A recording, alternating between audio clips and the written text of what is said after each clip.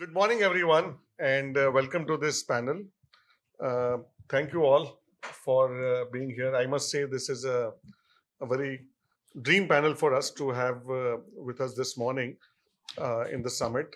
I'm sure you're having a good time at the summit over the last 2 days, discussing and having discourses around various topics. So, the topic for us here for the next 1 hour is on circularity, and we'll try to pick the brains of the best in that sector to understand where we are, where we stand today as a country, and perhaps also spend some time discussing where we can go from here. I see a lot of young faces here, also looking forward to hearing some opportunities, what lie ahead of us as a country.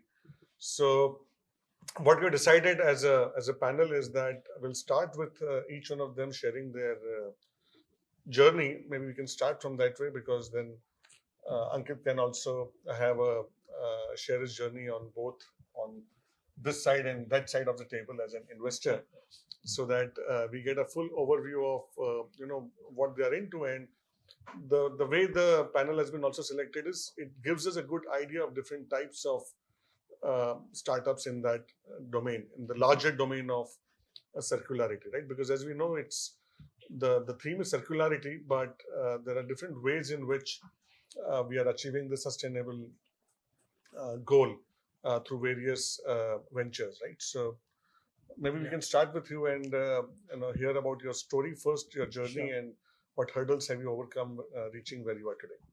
Sure. Thank you so much. First of all, yeah, of course, thank you so much, everyone, for coming today and also giving us this opportunity for this panel. So, I'm Akshay Jain, CEO, co founder at Cancrie. Uh, I'm a chemical engineer, did my PhD from National University of Singapore. And that is where, we started this journey. So when the project came to us, that was, can you do something with the waste? But it should not be a simple recycling. It should be something more than recycling. Can you upcycle the waste?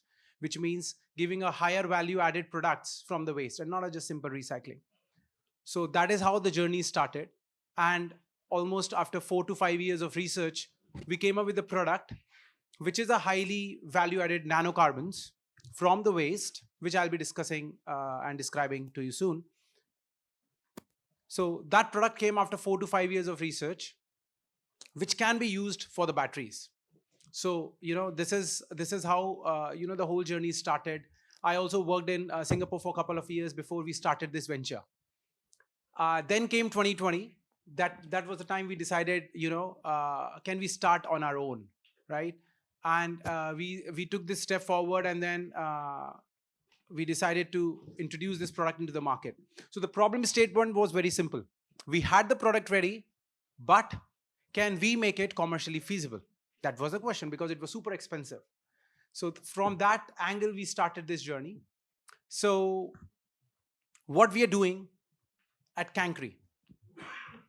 So the word itself, Cancrie, what it means. The Cancrie is basically a name of a planet, which was found by NASA in the year 2004.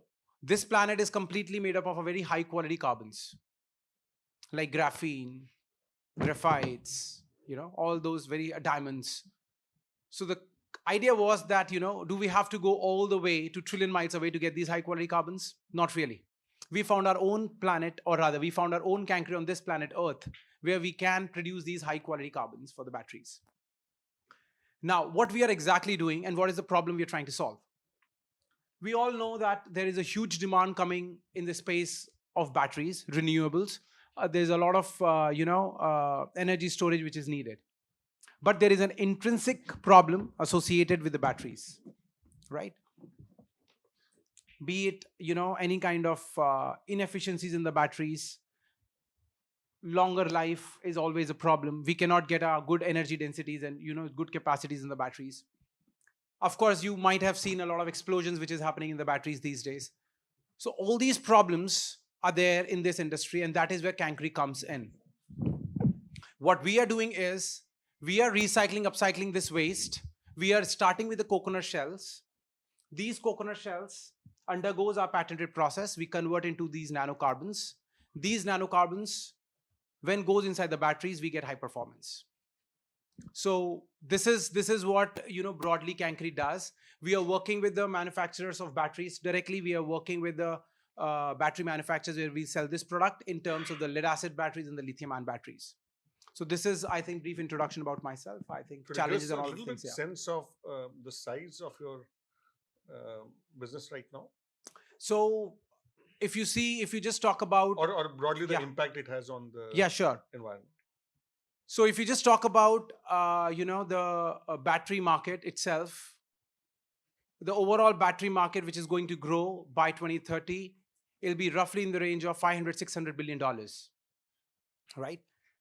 So that's huge, it is. And if you talk about the carbon market alone, that'll be approximately $150 billion by 2030. So the huge scope which is going to come in, the kind of impact it is going to make is, we are making these nanocarbons in a way that we are recycling the waste which is going inside the batteries, which means we are making the whole batteries much more efficient and much more sustainable. So environmental impact also it creates, because we are using a product which is recyclable and replacing the product which is come by mining, right? Lead acid or lithium, we're replacing that and we are putting our carbons to some extent and reducing the e-waste like that. So this is the impact we have. Yeah. Thank you. Thank you, Akshay. Very interesting. Let's move to our next speaker for the day, Ankit. Yeah. Ankit Agarwal. Back in 2015, while I was working with Semantic Corporation, I have a Czech friend. He had come to India and he was doing this regular circuit, which is your Delhi, Agra, and Mumbai. And I invited him to my hometown, which happens to be Kanpur, Uttar Pradesh. I told him if you want to like see real India, visit our like small towns, villages. And he came down. And in my city, there are not many places that I can take someone to visit. So I took my friend Kuba to the ghats of River Ganges. Luckily, unluckily, that day was Makar Sankranti, which is tomorrow. And we sat upon this ghat for about an hour. And the water was so dirty that we didn't dare even touch the water. There was like cows were grazing, goats were there. It was a very dirty sea. And he started counting. He counted around 147 people, including women and small children, take a dip in the water. And he asked me, are these people mad? They'll get cancer. And I told him, see, you're a foreigner, you wouldn't understand. This is River Ganges. This water has self-purifying properties. It will remove all your sin. You should take a dip in the water. It cures cancer, yeah. And we got into this conversation and he said that if this river is so revered, why is it so dirty? And there were a number of reasons. There was fecal sludge, refuse from tanneries, open defecation. Everything used to go into the river at that point of time. And he out of the blue said, why don't you do something about this? I was like, this is India. This is not Europe. This is the River Ganges. And even if I want to do something, where do I even start? And the moment I said this, a nearby temple dumped in a temple full of flowers in the water. And all the oils, plastics that were there, they leached onto the surface of water and light started refracting. I was amazed. Like my grandparents, my parents, we all tend to leave temple flowers either in the water or we tend to leave them under the banyan tree in the temple compound. No one thinks of temple waste as a source of pollution. Went back home, did a simple Google search, temple waste in India. Not a single query fired back. Then number of temples in India, not a single query again. Next day called up NMCG, which is the body for cleaning the Ganges, and they said, "Beta, my paas zyada zaruri kaam hai, aap phone rakh do." And then somehow like the madness kicked in, and I felt that I want to solve this problem. And I had around 72,000 rupees in my saving. Left my job, came back to Kanpur, went to every single business plan competition possible in the country. That is how I got associated with IMA. There's this master plan competition that we won. Used to win these competitions, get some money on my Activa. I used to go to temples, get 5 kg, 10 kgs of flowers and do certain experiments. Finally, in 2017, research was done, completed, and we were able to launch this company Phool, where we made the world's first incenses that were not made from charcoal. So generally an incense is made from charcoal. The idea was very simple, replace charcoal from incenses. And like back then when I was doing about 10 kgs in my Activa, today we do roughly around on a single day about 30 tons of flowers from 5 cities, Ayodhya, Badrinath, Kedarnath, Bodh Gaya and Banaras. And what we've done is over the years I've also realized about in 2019, if I want to solve the real flower problem, which is about 8 million tons in a year, we will have to have materials that can have bulk consumption, and incense won't solve this problem alone. So invested very heavily into R&D, and today we have got about 5 patents, and we've built a very solid R&D team. We've been able to convert temple waste into a material that behaves exactly like animal leather, is completely plastic free, completely no synthetic polymers, is based on biomechanical sciences. We are putting India on the roadmap of biomechanical sciences, and hopefully in my lifetime we are able to like do about replace about 5 to 10% of animal leather. And in all of this, what's closest to my heart is the choice of people that we've been able to employ. So in India there are about 1.7 million manual scavengers. So manual scavengers are people who jump neck deep into clogged sewers and scrape human feces from dry toilets. It's a very taboo subject. Our book says that manual scavenging has been abolished, but it's there. I believe about 40% of the country does not even have proper sewage system. There are dry pits where all the waste goes, and someone will have to manually clean them. So at Phool, we've been able to employ more than 1,000 women who are scavengers, and this not only helps them lead a disease-free life, but a life of dignity and respect. In terms of business, we almost try and double our revenues every year. We are upwards of 100 crores, and we have raised significant amount of capital. And yeah, that's it. Thank you. Thank you, Agarwal, Ankit Agarwal, for this wonderful journey from 10 kgs to 30 tons a day. Remarkable. Let's then move to Mani, who's the co-founder and CEO of Banyan Nation. Again, IMA Ventures has been backing them for over a decade now. Let's hear your story. Well, I wish there was a better origin story. Alcohol and sadomasochism made me start this business. No, just kidding. I mean, unless you're bullheaded, pig-headed, and stupid, you wouldn't do solve such hard problems.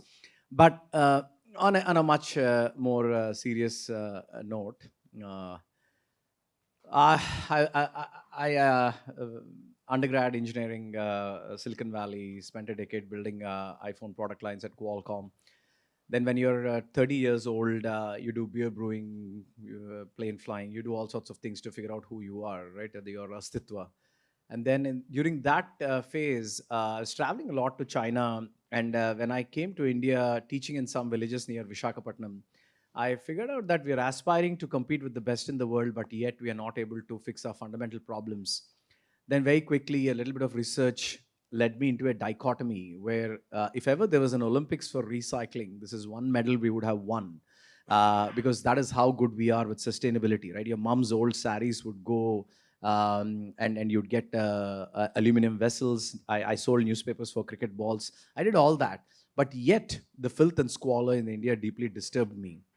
So I'd gone back to US, began drinking my craft beer again and solving world problems on my couch. My friends would do that. So my wife said, I mean, if you want to solve the problems, you have to be there in India and not screw around here. So that was, those are some of the few initial moments. But we were incubated at Columbia Business School. And I met this guy called Ron Gonen, who runs a fund called Closed Loop Fund. You should check him out. And what Closed Loop Fund did in 2007, 8, and 9 was to convince the polluters, let's call them polluters for now, like the Unilevers and the Colgates and all the world, to actually fund, put money into his $100 million fund so that he can invest in circularity. And so he was my class teacher and adjunct at Columbia Business School. And so we hit it off. And on one of the walks, he said, why don't you go back to India and build this business? And that's how the journey started. I quit my career, moved back to India, convinced a lot of smart people like you to sacrifice their lives to work with me. I destroyed their lives. So we moved back in 2014. Very quickly, I'll move very fast. I mean, India has a brilliant ecosystem of informal gig economy workers like Ankit described, the kabadiwalas, bhandiwalas, and raddiwalas. So we did a digital mapping. So my story and Raj, my co-founder, our story is a series of pivots. So I learned entrepreneurship from this great guru called Steve Blank, who runs Lean Launchpad in the Valley. So I was at his house and he taught me a few things, right? I mean, you come up with a hypothesis, but then you have to iterate on the hypotheses and all that. our initial idea was the Uber of trash, and then I realized that you can't Uberize away climate change and pollution. So then I realized very quickly that you have to build hardcore factories. So we've learned some interesting things in 2014, which is that every city in India or village in India or town in India, for every square kilometer, there are 4 kabadiwalas, because the density is every 250 homes, one kabadiwala can service. He can collect the paper, cardboard, plastic, everything. And then there was a larger group of aggregators, segregators who would then buy from them, right? Think of us putting reverse vending machines at every block in London or New York, and you putting in trash and they giving mobile minutes and this and that, all the fancy shit. So the kabadiwalas were doing this phenomenal job. So rather than reinvent the wheel, I was inspired by the Amul cooperative model. And I said, if these guys are doing a fabulous job already, why not harness them? Why don't we give them the microfinance linkages and they do the segregation aggregation?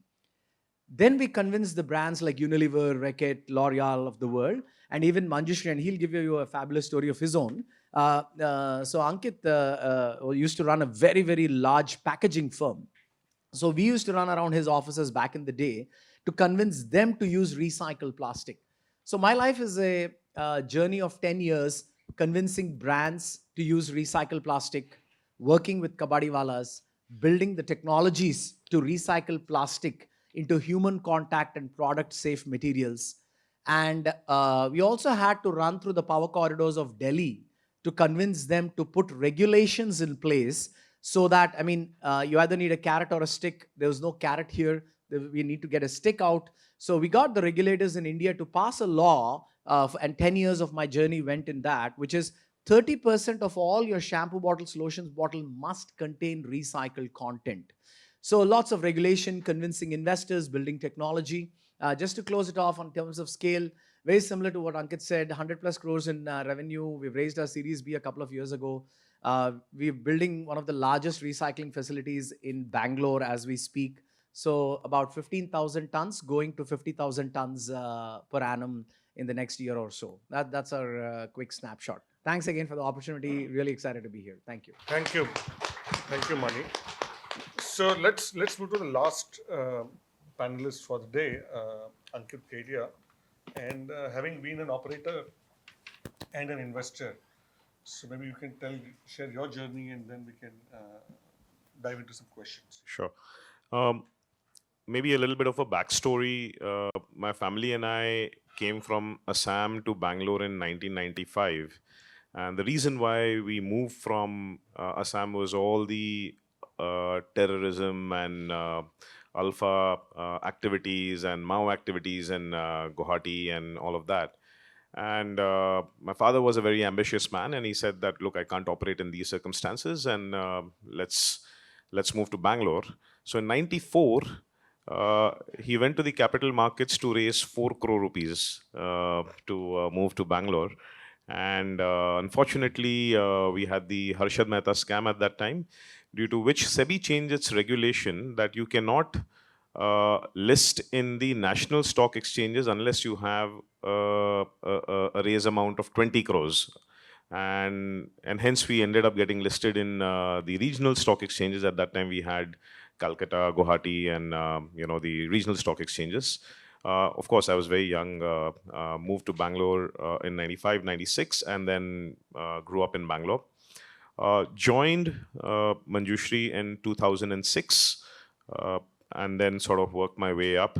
The story goes that I wasn't allowed to have fancy cabins, and I'm a business graduate, but learned all my engineering on the shop floor with the operators, the engineers, plant managers. Can very well differentiate between a hydraulic action to a mechanical to a electromagnetic action. So, please don't get me into unit of measurement over there. Having said that, 2010 when I got married, my father realized that, look, this guy needs to be promoted. His in-laws are coming to see him, and he can't be working on the shop floor, t-shirt and jeans. So that's when I got my first cabin. That's the story of my cabin. And then 2011, finally he decided that, look, it may not look nice the next time they come. So I finally got inducted into the board. So it took 5 years for my own family business for me to get inducted into the board. And that's when we sort of started working with a lot of brands to upgrade their packaging. Manjushri Technopack was one of South Asia's largest plastic packaging company, and it's an irony that we are sitting in the panel to discuss circularity, but it's also a reality. So, and we probably will, as we segue into some different topics during the panel, will tell you about that. But during Manjushri, we worked with every FMCG brand under the sun to develop their rigid plastic packaging, right from Unilever, Reckitt Benckiser, Dabur, Himalaya, Tata Health, every brand. And 2013 is when we had Kedara Capital acquire a significant minority stake, about 40% into the company. And I think that was a turning point for us. We never needed the capital, but we needed a very good sounding board and a very, someone who was motivated by trench work. So Sunish, Anand, in fact, we had Mr. Vindi Banga on our board. Vindi is a alumnus of IMA, and that sort of helped us really open our eyes to where the world is. And from two plants in Bangalore at that time, then we acquired one of our biggest rivals in North called Varahi, where we then got access to the North market. And that's how private equity sort of helped us unlock a lot of things which earlier we were cocooned in Bangalore, and we had this entire family business proprietary mindset that we're very comfortable here, family is here. And then when we expanded over there, that's when we really felt how 1 and 1 is not 2 and 11. And then finally grew that business, acquired a couple of other companies, another rival called Pearl Pet. In fact, it's synonymous with plastic bottles. No one says pet bottles, they say Pearl Pet bottles. Acquired them and a couple of other companies. And in between all of that, there was increasing pressure from a lot of our brands to start using sustainable plastics. So suddenly, a lot of technical, jargon started floating around, and brands suddenly started asking us, "Can you make recycled plastics and can you make recycled bottles and all of that?" For someone who consumed close to, at that time, 80,000 tons per annum. Using recycled plastics would have been a fraction of what we could have done even if we wanted to. And then we started to realize that while the brands are talking about it, I think it was very important at that frame or at that phase where all they wanted is PR and applause in the boardrooms from their board saying that they are doing something for the sustainability and circularity initiative. And that's when we started working with a few folks, including Money. And we were talking about prior to the session that recycled resin, the trials that we did. So if you see a Harpic bottle, a Harpic toilet cleaner bottle, that plastic bottle is made up of 3 layers, right? You have the virgin layer outside, and then something called the regrind layer in between, and then the virgin layer again. And we were discussing, can we increase that middle layer, which doesn't come in contact with the product, with a completely recycled product? And then the negotiation kept on going, how to reduce that 100% to 90% to 80 to 50 and 40. And it was such a nightmare to convince the brand team, and with all due respect to the marketing and the brand managers here, they were worried that if the shade of Harpic blue changes a notch by 2%, am I right? That was one of the first concerns. If it changes on the shelf, people will think it's a product which has been tampered with. And that was the main worry. Mera wala blue. And we was trying to, and it's very difficult. And recycle plastics, because of the process that it's sort of processed, puts a lot of pressure on your machine, and also depends on the quality of the resin to properly make a bottle. And that's when things started to develop. But this was something around 2015. So that's one story I remember from that. Perhaps we can talk about it a little later during the session. 2018 is when we sold controlling stakes to another Boston-based private equity fund called Advent International, 80%. And Kedara and us both sold together. So we were four of us from the family. My father, my uncle, my brother, and I ran a very tight ship. We were literally four CEOs in a business which had such thin margins. The only and only reason why we could survive is because we had such a tight control on the costs. And when we exited, we were at about 1,500 crores of revenue with about 23-24% EBITDA. And until date is one of the most talked about transaction globally in the packaging industry, in the rigid plastic packaging industry. And finally, in 2020, Advent bought the rest of it also. We stepped down from the board, hired a bunch of professionals to run it.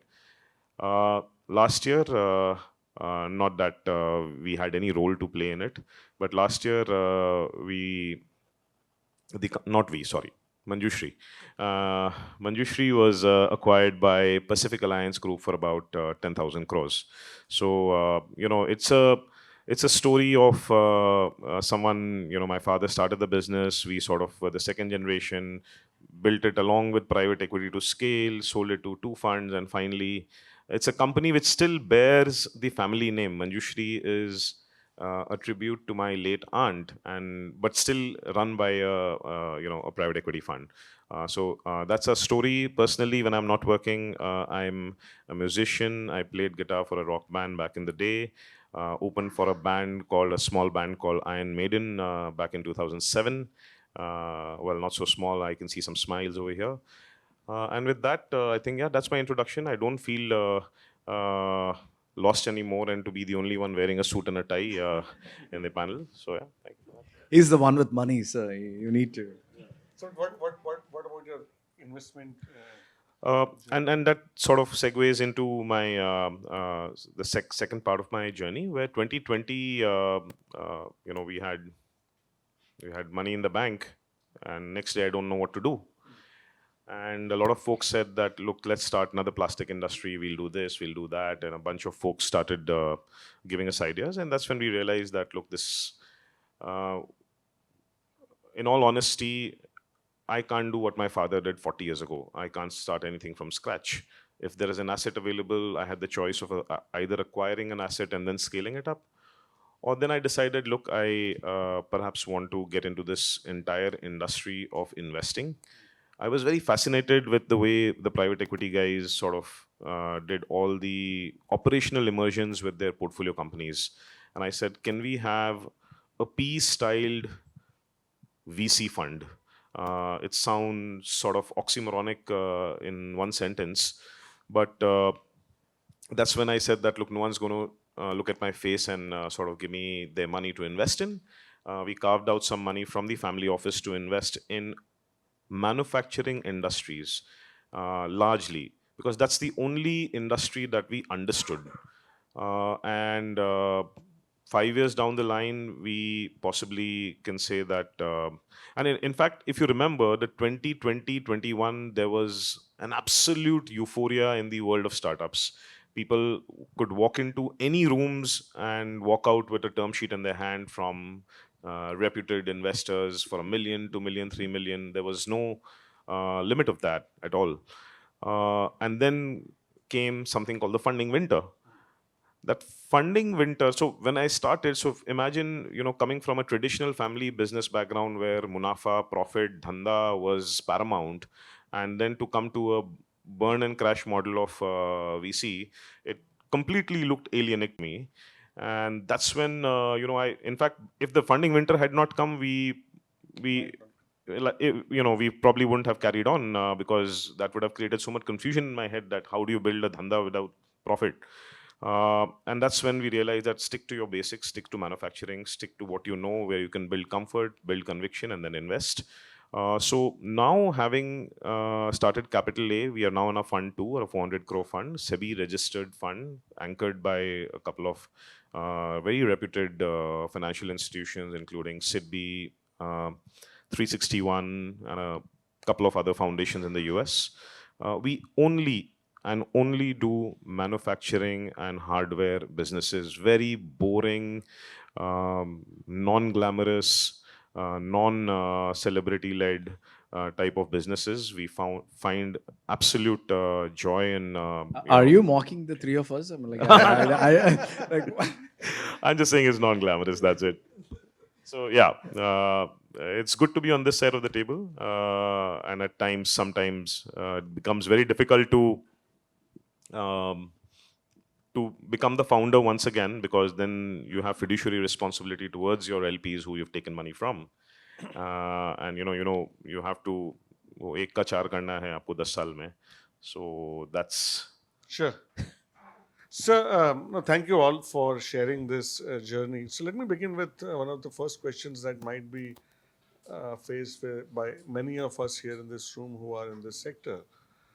And you alluded to that a little bit, as in, where do you see the policy makers and broadly the regulatory regime, if I can call that, are they helping? Are they obstructing? They're inconsequential. What is general lay of the land that you would say, especially with your own venture? Did you feel the resistance from there, or could you feel the tailwinds?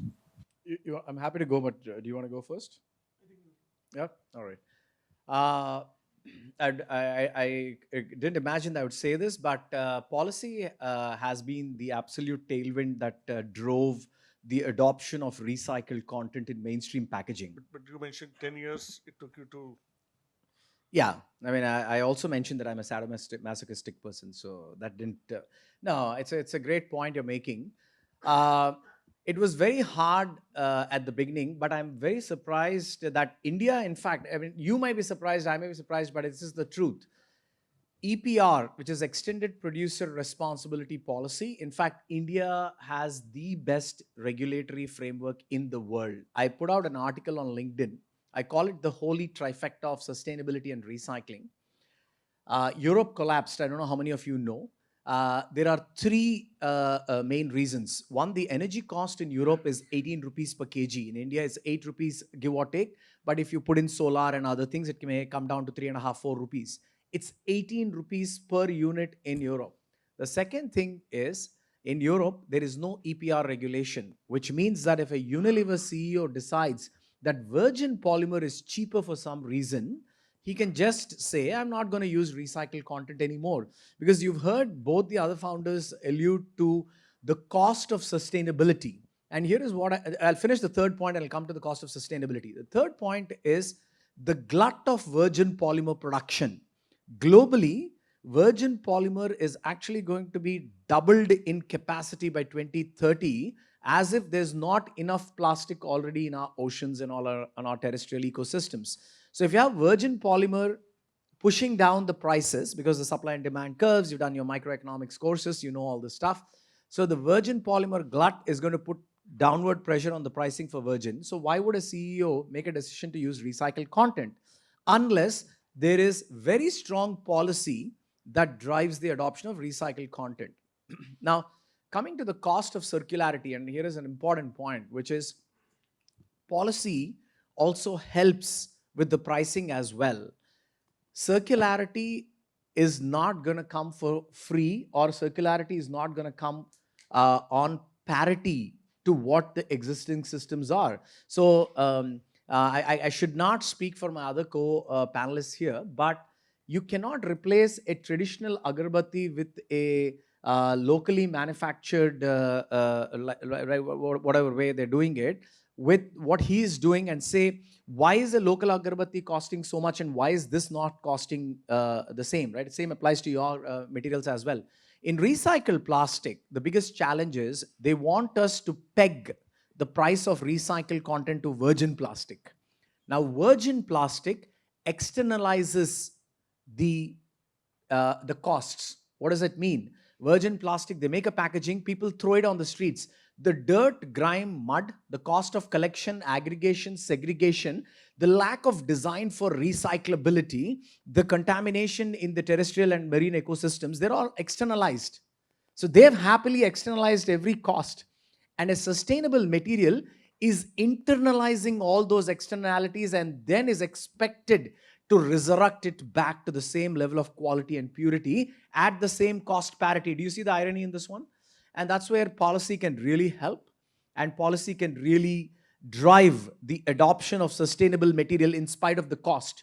So this is where policy has been very helpful, and I'm not going to go into the boring policy documents and statements, but if you look at the EPR portals and the Pollution Control Board, I think you guys should, and end-of-life vehicle EPR policy, for example, electronic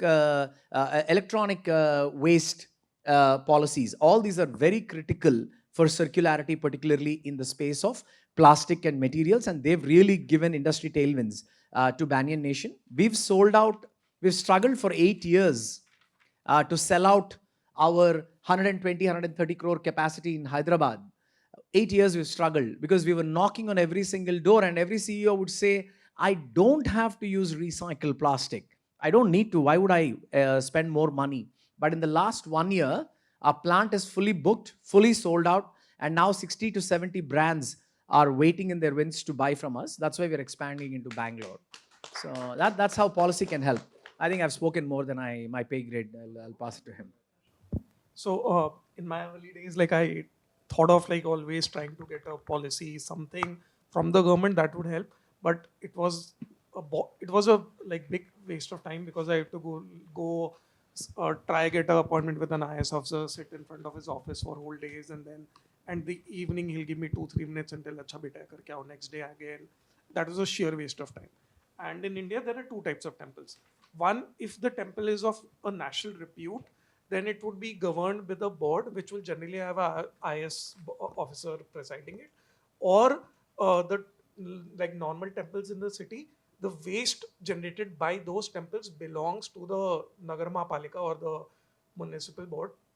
So I built on a hack which was very simple. While like picking up the flowers, one day I had like a real brawl with a priest that tum ye nahi le ja sakte and all that stuff. And somehow out of the blue I said, ये काम मैं खुद नहीं कर रहा हूँ, मुझसे भगवान करा रहे हैं. ये फूल आपके और मेरे नहीं है, भगवान के. भगवान ने मुझसे बोला किसकी अगरबत्ती बनाओ और मुझे वापस चढ़ाओ. And he was like, he didn't have an answer to it. And since then, that became my hack. Like, yeah, that's the real hack. And after that, we like really thought, like sat down upon how can we use this to convince more IS officers and everyone. And in Did you tell them Bhagwan came from Czech? Yeah, I didn't. Almost that, sounds but like, this, oh my god, like the priest Paresh did. Rawal's movie. So, and, like this was way before the movie. And in the Hindu Aarti, there's this line which says "Tera tujhko arpan," and then we like started using that as a motto, saying ये फूल भगवान के थे, भगवान को वापस अगरबत्ती के रूप में जा रहे हैं, तो जो उनका है उनको अर्पण हो रहा है. So that is something that in India, That's like brilliant, no one can beat religion and socialism and all that stuff. So that was that. But sorry, a quick question. Because it's not a B2B play and a B2C play, would that, coming back to Professor's question on policy,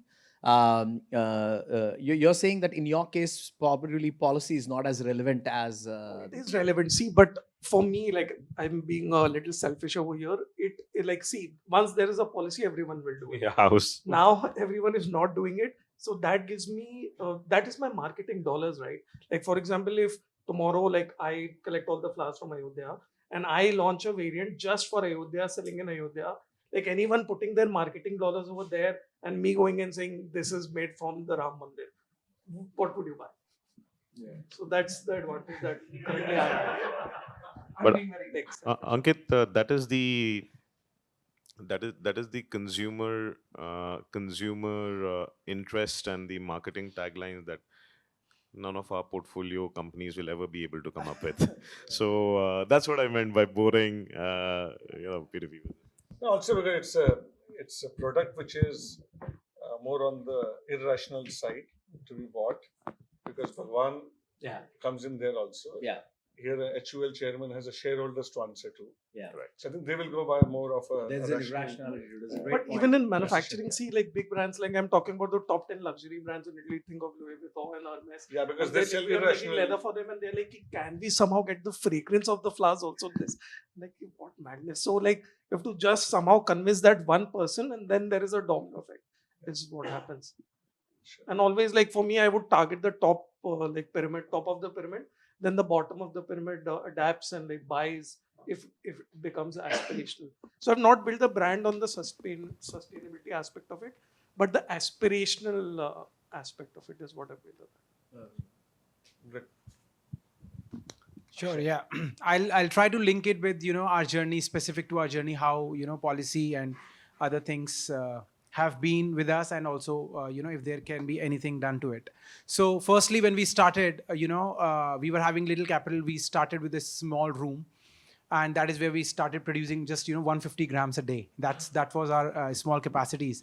And, the problem statement was whether can you scale up. So when we first scaled up for the first time, we used all the laboratory grade, initially laboratory grade chemicals and all that. And when we started commercializing it, we used all the commercial grade chemicals. We started using certain other things, and we failed miserably because the quality didn't come well. We lost a lot of money there. And that was the time, we started realizing that, we need more money. Whether can we get more money, because we have kept a lot of, all our savings already went into the business. We were like kind of run out of money. Me and my wife, we started this business in 2020. So when we reached out to the investors that time, they were like, do you have customers, right? And when we went to the customers, they said, do you have any sample to test? So it was always a chicken and egg situation. Yeah. Investors were asking for the customers was asking whether do you have the material to test, and we were not having any facility there. So that was first time we realized that, we need certain patient capital, because there are a lot of chances any industry can fail here, because the testing time, in our case, when we give any material to the battery players, it varies from 1 year to 3 years, right? And you need that patient capital in that thing. So this is how it started. We all, at one point, we also survived at 30,000 rupees a month for the company. And that was also supported by AMI Ventures through Nidhi EIR scheme. So, that is how we survived initially. And then, we got a little more capital later.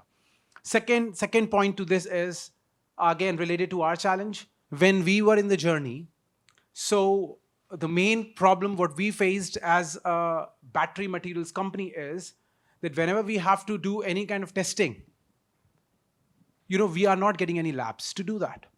We have a material, we want to validate the material. And how to validate the material?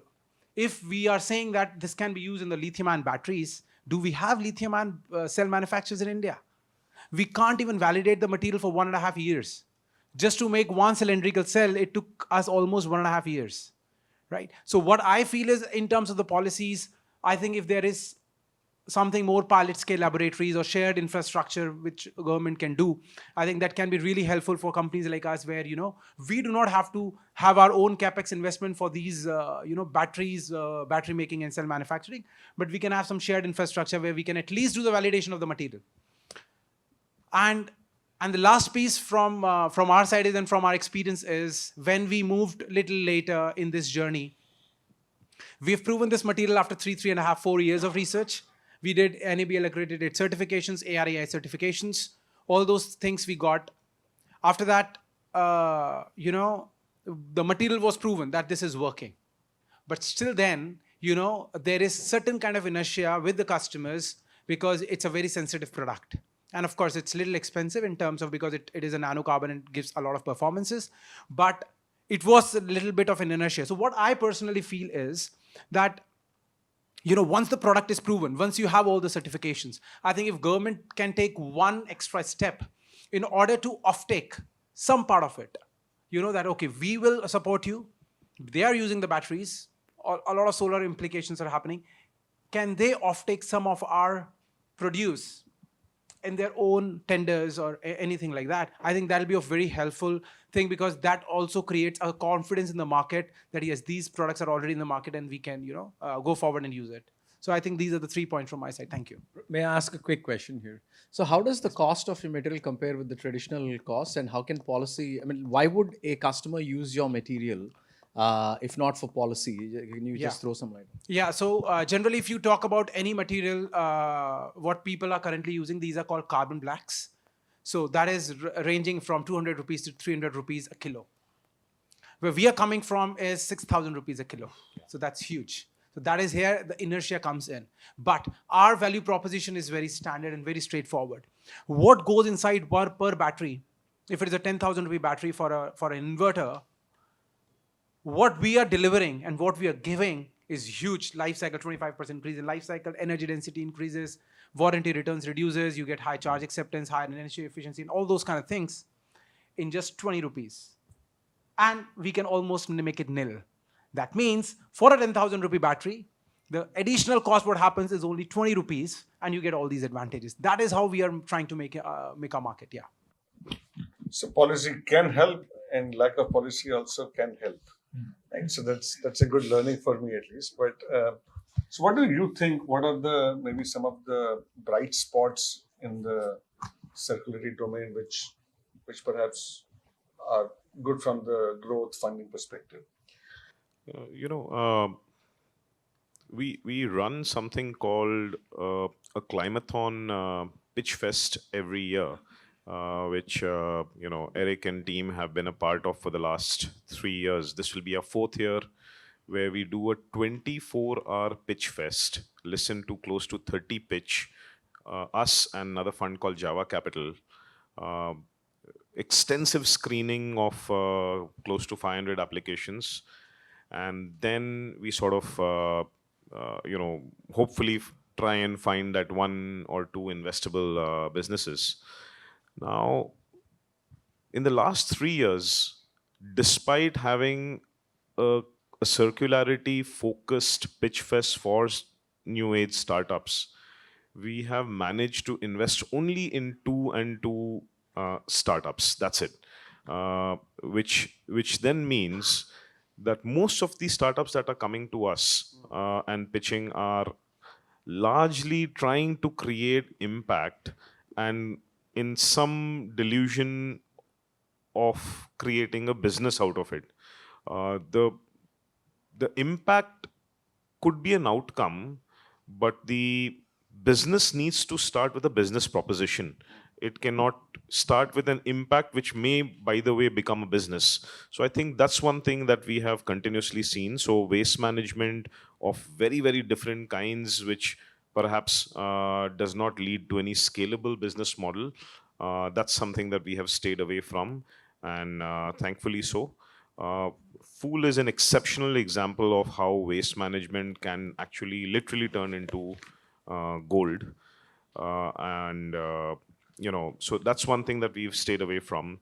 But anything on the energy side, if the waste can somehow be upcycled to create energy, and that's perhaps also evident from our last 2 or 3 investments that we've made, that they've been able to find innovative ways to create energy using alternative sources, alternative to coal, alternative to solar, alternative to hydro, so a bunch of other alternatives.